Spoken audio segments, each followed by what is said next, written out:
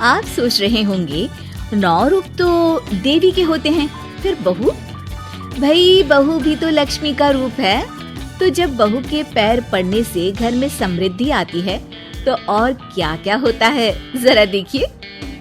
रामलाल और श्यामलाल 2 भाई थे। दोनों बड़े ही प्यार से साथ ही एक ही घर में रहते, लेकिन दोनों की बीवियों का रवैया एक दूसरे के लिए बिल्कुल ठीक नहीं था। एक दिन रामलाल की बीवी कहती है, अरे रमा, ये क्या कर दिया? सारा कचरा पूरे घर में फैला दिया। माफ करना दीदी, मैंने रखा तो एक ही जगह था, लेकिन हवा इतनी तेज चली कि उड़ गया। अभी उठा देती हूँ। हाँ हाँ जल्दी करो। और एक बात, अब भाई साहब से बोल देना कि 2 रसोई कर ले। पता तो है मेरा बेटा सोहन बड़ा हो गया है, अब लड़की वाले भी आने लगे हैं, तो उसकी शादी हो ही जाएगी इस साल। हाँ हाँ दीदी, मेरा बेटा विहान भी तो बड़ा हो गया है और उसकी भी तो शादी होनी है। ठीक कहती हैं आप। अब हम ऊपर वाले तल्ले पर शिफ्ट हो जाएंगे। मैं विहान के पापा से बात कर लेती हूँ। बात नहीं करना, शिफ्ट होना है, क्योंकि मैं अब साथ नहीं रह सकती। हाँ हाँ दीदी, ठीक है ना। फिर क्या, हो जाते हैं एक घर के एक परिवार के 2 टुकड़े और 2 रसोई, दोनों के बेटों की शादी। और फिर शुरू होती है कहानी। अरे मेरी बहू तो ढेर सारा दहेज लाई है। ये देखो, बड़ा टीवी, एसी, कार और गहने भी। दीदी ये तो बहुत अच्छा है, लेकिन है कहाँ आपकी बहू? वो सो रही है, थोड़ी रिजर्व टाइप की है ना, अपने ही कमरे में रहती है और ज्यादा बात भी नहीं करती।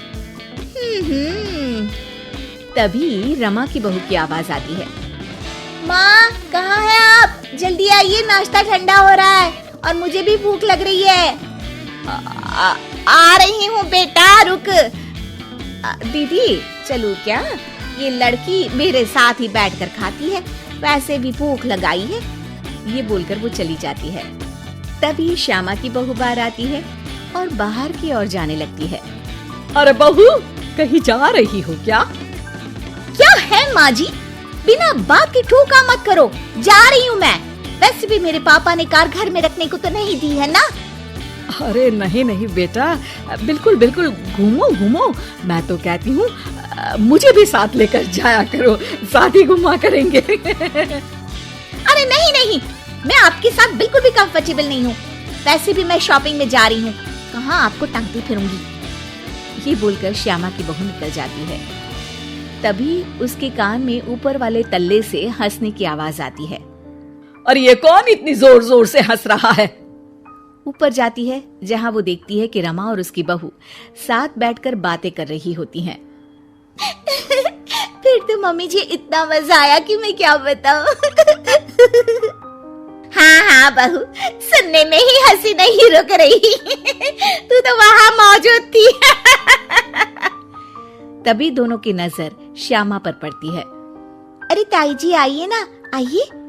वो उनके पैर छूती है और फिर चाय बनाकर लाती है।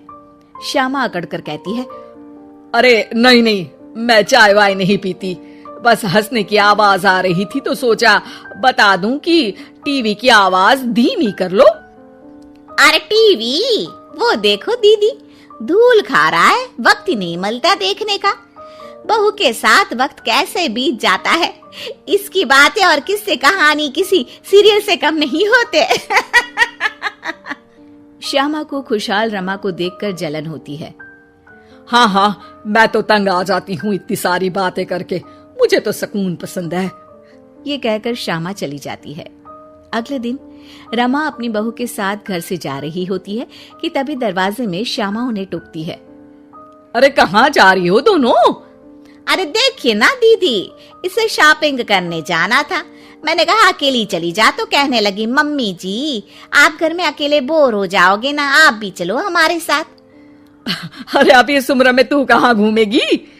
अब देखते हैं दीदी, जहाँ ये लड़की घुमा दे। अब मेरी बहू भी कल गई थी कार चलाकर। हाँ। तभी रमा की बहू कहती है, ताई जी मुझे तो कार चलानी नहीं आती, लेकिन हाँ, इस सुहाने मौसम में मम्मी जी को स्कूटी की सैर करा देती हूँ। श्यामा का मुंह बंद हो जाता है। वो अपने कमरे में चली जाती है जहाँ उसकी बहू बैठकर अकेली टीवी देख रही होती है। बहू, तू भी कुछ बातें किया करना, मैं अकेले अकेले बोर हो जाती हूँ। तो क्या मैं यहाँ आपको एंटरटेन करने आई हूँ? देखिए मम्मी जी, मैं तो सिर्फ ये कहना चाहती हूँ कि ये टीवी मेरे पापा ने दी थी, तो ये टीवी कल तक मेरे कमरे में लग जानी चाहिए, समझिए आप। ये बोलकर वो वहां से चली जाती है। श्यामा सोच लेती है कि वो अब ये सारी बातें अपने बेटे को बताएगी। शाम को उसका बेटा जब घर आता है, अरे देख बेटा, तेरी बीवी सारा दिन अपने कमरे में रहती है, न बात करती है न चित। मैं बूढ़ी सारा दिन भूत की तरह अकेली घूमती रहती हूँ घर में। अरे माँ, मैं क्या बोलूं? मैंने कई बार उसे बोला कि सबके साथ उठा बैठा करो, हंसा बोला करो और मिलकर रहो, लेकिन वो कहती है कि उसका मन ही नहीं करता। अरे क्यों मन नहीं करता है? ऐसा क्या हो गया? माँ, तुझे याद है उसके पिता ने कार देने से मना कर दिया था। कहा था कि उनके पास पैसे नहीं है, साथ ही तेरे सामने हाथ भी जोड़ा था, लेकिन कैसे तूने उसके पिता के साथ बुरा व्यवहार किया था। उन्हें कहा था कि पैसे नहीं है तो किसी भिखारी से शादी कर दो अपनी बेटी की। हाँ बेटा, तभी तो आज दरवाजे पर इतनी लंबी कार खड़ी है। बस माँ, तो अब तू उस कार से ही बात कर और उससे मन लगा, क्योंकि पिता के आंखों का आंसू आपकी बहू के दिल तक उतर चुका है और आपकी इज्जत उसकी नजर में। अब श्यामा को समझ आता है कि कुछ निर्जीव चीजों से घर भरने से अच्छा है कि सजीव चीजों से जिंदगी भरी जाए।